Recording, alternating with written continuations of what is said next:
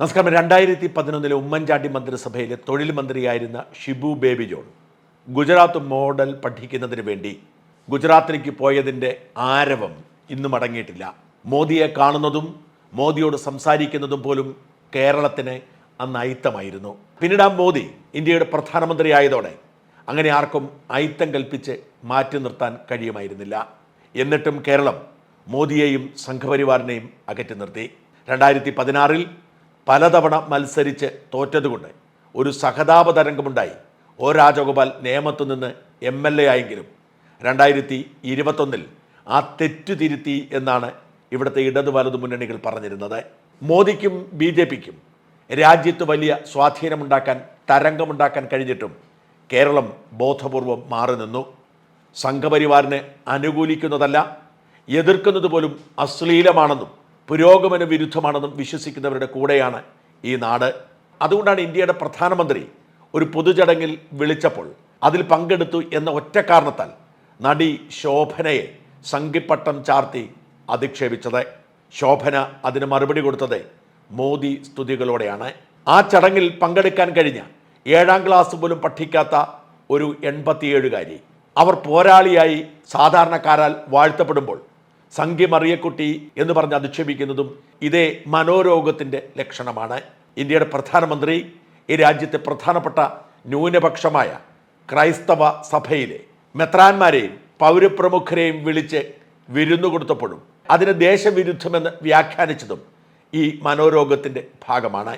ക്രൈസ്തവ ഭൂരിപക്ഷ പ്രദേശമായ വടക്ക് കിഴക്കൻ സംസ്ഥാനങ്ങളിൽ പോലും സ്വാധീനമുറപ്പിച്ചിട്ടും, എന്തിനേറെ മുസ്ലിം ഭൂരിപക്ഷ പ്രദേശമായ ജമ്മു കാശ്മീരിൽ സ്വാധീനമുറപ്പിച്ചിട്ടും തെക്കേ ഇന്ത്യയിലേക്ക്, പ്രത്യേകിച്ച് കേരളത്തിലേക്കും തമിഴ്നാട്ടിലേക്കും എത്താൻ കഴിയാത്തതിനെക്കുറിച്ചുള്ള ആശങ്ക BJP നേതൃത്വത്തിനുമുണ്ട്. തമിഴ്നാട്ടിലും അവർ MPയെയും മന്ത്രിയെയും ഒക്കെ സൃഷ്ടിച്ചിട്ടുണ്ടെന്ന് ഓർക്കണം. കേരളത്തിൽ അവർക്ക് എന്തുകൊണ്ട് സാധിക്കുന്നില്ല? ഈ പ്രതിസന്ധിക്ക് പരിഹാരമുണ്ടാക്കാൻ പല ഫോർമുലകളും BJP ഉണ്ടാക്കി, ഒന്നും വിജയിച്ചില്ല. ഒടുവിലാണ് സുരേഷ് ഗോപി എന്ന ചലച്ചിത്ര താരത്തെ മുൻപിൽ നിർത്തിക്കൊണ്ടുള്ള പോരാട്ടം BJP ആരംഭിച്ചത്. ആ പോരാട്ടം ഏതാണ്ട് വിജയത്തിലെത്തുന്നു എന്നതിന് തെളിവാണ് ഇന്നലെ മോദിക്ക് കൊച്ചി കൊടുത്ത സ്വീകരണം. ഇന്ത്യയുടെ പ്രധാനമന്ത്രിയായ നരേന്ദ്രമോദി ഇന്നലെ എറണാകുളത്തെത്തിയപ്പോൾ ആവേശത്തോടുകൂടി എറണാകുളത്തുള്ളവർ ജാതിയും മതവും രാഷ്ട്രീയവും നോക്കാതെ സ്വീകരിച്ചു എന്ന് മാത്രമല്ല, ട്വിറ്ററിലെ രാജ്യത്തെ തന്നെ ട്രെൻഡായി മാറി എന്നതും ശ്രദ്ധേയമാണ്. X എന്ന പഴയ ട്വിറ്റർ ഓരോ വിഷയങ്ങൾക്കും പ്രാധാന്യം കൊടുക്കാറുണ്ട്.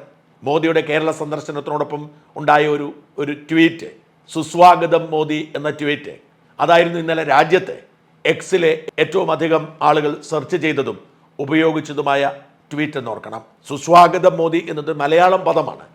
ആ പദം രാജ്യത്ത് നമ്പർ 1 ആവുകയും കൊച്ചി നഗരം ഇന്നലെ അക്ഷരാർത്ഥത്തിൽ മോദി തരംഗത്തിൽ ആറാടുകയായിരുന്നു. മോദി ഏതാണ്ട് 1.5 മണിക്കൂറോളം വൈകിയാണ് നെടുമ്പാശ്ശേരി വിമാനത്താവളത്തിലെത്തുന്നത്. 6:50 നെടുമ്പാശ്ശേരിയിലെത്തിയ മോദിയെ സ്വീകരിക്കാൻ ഗവർണർക്കൊപ്പം അപ്രതീക്ഷിതമായി മുഖ്യമന്ത്രി പിണറായി വിജയനും എത്തിയിരുന്നു. അവിടെ നിന്നും കൊച്ചിയിലെ നാവികസേന വിമാനത്താവളത്തിൽ ഹെലികോപ്റ്ററിലെത്തിയ മോദി പിന്നീട് കാർ മാർഗം KPCC ജംഗ്ഷനിലെത്തുമ്പോൾ വഴിയുടെ ഇരുവശവും 10,000-കണക്കിന് ആളുകൾ കാത്തു നിൽക്കുകയായിരുന്നു. മോദി വിളികൾ മാത്രമല്ല, ജയ് ശ്രീറാം വിളികളും അവരിൽ പലരും മുഴക്കി. അവിടെ നിന്ന് മോദി ഏതാണ്ട് 1.3 കിലോമീറ്റർ റോഡ് ഷോ നടത്തി. മോദി ഇടയ്ക്കിറങ്ങി ജനക്കൂട്ടത്തിനൊപ്പം നടന്നേക്കും എന്ന പ്രതീക്ഷ ജനക്കൂട്ടത്തിനും ആശങ്ക സുരക്ഷാ ഉദ്യോഗസ്ഥർക്കും ഉണ്ടായിരുന്നു. എന്നാൽ ചടങ്ങ് വൈകിയതുകൊണ്ട് മോദി അതിന് മുതിർന്നില്ല. റോഡിന് ഇരുവശത്തും കാത്തുനിന്ന ജനക്കൂട്ടം ജയ് മോദിയും ജയ് ശ്രീരാമും വിളിച്ച് പുഷ്പവൃഷ്ടി നടത്തിക്കൊണ്ടേയിരുന്നു. നമ്മൾ മുമ്പൊക്കെ ദൃശ്യങ്ങളിൽ കാണുന്നത് പോലെ സുരക്ഷാ ഉദ്യോഗസ്ഥന്മാർ ഈ പുഷ്പങ്ങളൊക്കെ ശ്രദ്ധിച്ചുകൊണ്ട് തന്നെ നടക്കുന്നു. മോദിയുടെ യാത്ര മുന്നേറുമ്പോൾ വാഹനം നിറയെ പുഷ്പാലങ്കൃതമാകുന്നു. ഇരുവശങ്ങളിലേക്കും കൈവീശി അഭിവാദ്യമർപ്പിച്ചുകൊണ്ടായിരുന്നു മോദിയുടെ യാത്ര. 10,000-ങ്ങളാണ് മോദിയെ ഒരു നോക്ക് കാണാൻ, മോദിക്ക് അഭിവാദ്യമർപ്പിക്കാൻ കൊച്ചിയിലെത്തിയത്. ഇതിനു മുൻപ് തൃശ്ശൂരിൽ മോദി റോഡ് ഷോ നടത്തിയപ്പോഴും ഇതുതന്നെയായിരുന്നു സ്ഥിതി. 2024 പിറന്ന ശേഷം കേരളത്തിൽ അടുപ്പിച്ചടുപ്പിച്ച് 2 തവണ മോദി വരികയും 2 തവണയും റോഡ് ഷോ നടത്തുകയും 2 തവണയും പൊതുചടങ്ങുകളിൽ പങ്കെടുക്കുകയും ചെയ്യുന്നതൊക്കെ പുതിയ കാര്യമാണ്. മോദിയുടെ ഇടപെടലിൽ കൃത്യമായ രാഷ്ട്രീയമുള്ളതുകൊണ്ട് അകലം പാലിച്ച് മാറി നിൽക്കാനായിരുന്നു ഇടത് വലതു മുന്നണികളുടെ തീരുമാനമെങ്കിലും അവരെയൊക്കെ ഞെട്ടിച്ചുകൊണ്ട് പിണറായി എത്തിയതും ശ്രദ്ധേയമായി. കൊച്ചി നാവികസേന വിമാനത്താവളത്തിൽ മന്ത്രി പി രാജീവായിരുന്നു മോദിയെ സ്വീകരിച്ചത്. നഗരസഭാ മേയർ അനിൽകുമാറും സ്ഥലം MLA ആയ വിനോദ് കുമാറും MP ഹൈബി ഈഡനും പ്രോട്ടോകോൾ ലിസ്റ്റിൽ ഇടം നേടിയെങ്കിലും ബോധപൂർവം വിട്ടുനിന്നതും രാഷ്ട്രീയമായി കണക്കാക്കപ്പെടുന്നു. മോദിയുടെ സന്ദർശനം കൊച്ചിക്കുണ്ടാക്കിയത് പതിവില്ലാത്ത ആവേശമാണ്. മോദിയെക്കുറിച്ചുള്ള കേരളത്തിൻ്റെ ചിന്ത മാറുന്നു എന്നതിൻ്റെ സൂചനയായി ഇത് വിലയിരുത്തപ്പെടുന്നു.